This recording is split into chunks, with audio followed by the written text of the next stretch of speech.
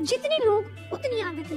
हमारी हैबिट्स ही हमको यूनिक बनाती है। जैसे किसी का दिन बिना कॉफी या चाय के शुरू ही नहीं होता, या फिर ऐसे भी लोग होते हैं जिन्हें रात में बिना पढ़े नींद नहीं आती। कुछ लोग ऐसे भी हैं जो हर समय नाखून कुतरते रहते हैं। इनमें कुछ चीजें हमारी आदत होती है और कुछ हम यूं ही देखा देखी में करते हैं। कुछ आदतों के लिए हमें अक्सर टोका जाता है और कुछ पर किसी का ध्यान भी नहीं जाता। लेकिन नाखून कुतरने के लिए पक्का आपकी मम्मी या किसी बड़े ने आपको टोका जरूर होगा।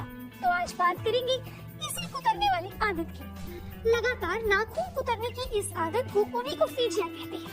30% तक टीनेजर्स अपने नाखून कुतरते हैं। कुछ वयस्क और बच्चे भी ऐसा करते हैं। बहुत सी नॉर्मल लगने वाली इस आदत की कई विजिबल डिसएडवांटेजेस भी हैं। सबसे पहले तो नाखून ऊबड़ खाबड़ नजर आते हैं।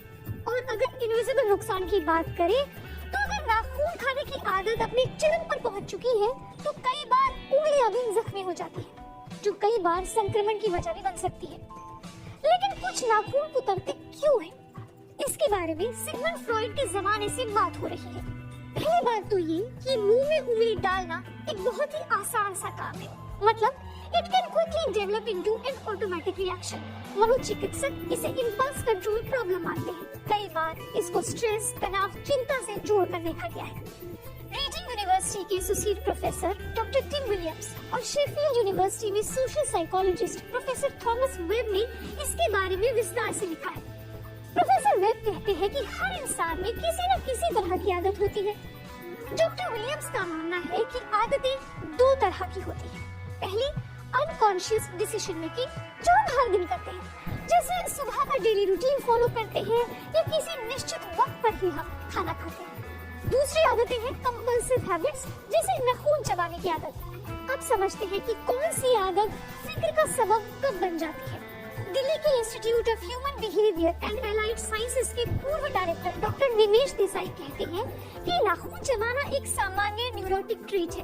अगर ये आदत बढ़ती उम्र में यानी डेवलपिंग ईयर्स में होती है और उसमें स्वभाव में कुछ खास अटपटा नहीं दिखता तो ये आदत छूट भी सकती है। इसके साथ ही नाखून काटने को बहुत गंभीर दिक्कत ना समझा जाए। हर बार उसे किसी मानसिक दिक्कत से जोड़कर ना देखा जाए।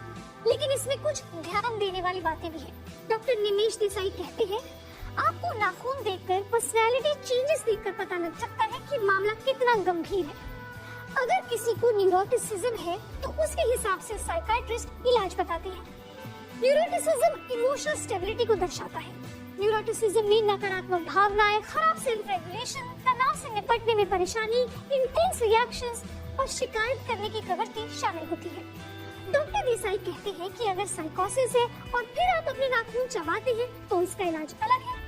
साइकोसिस ऐसी कंडीशन है जिसमें इंसान ये नहीं समझ पाता है कि रियलिटी क्या है, what is real and what is unreal.